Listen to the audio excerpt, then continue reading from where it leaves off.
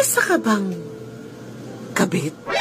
Sa may asawa, pilit na kumakapit. Tadan! Makinig ka, dahil sa sasabihin ko, ikaw ang bida. Papatol sa may sabit, pero ayaw matawag na kabit. Bigyan mo man ng katwiran, kabit ka pa rin. Wala akong pakialam kahit may mag-iba akong pamilya. Basta ako'y masaya. Tama yan.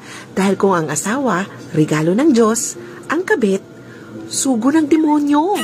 Alam mo ba na ang kabit ay parang China phone? Nakakaakit man ang itsura, mababa pa rin ang quality. At kadalasan, sila pa matapang. Pero kahit kasing tapang mo man ang bagong panganak na aso, at kahit mas makapal pa sa kalyo ang pagmumukha mo, hindi yan makadaragdag sa iyong level. Dahil ang tawag pa rin sa'yo, desperadang kabit. Kaya iyong pakatandaan, bawat kabit may karmang sinasabit.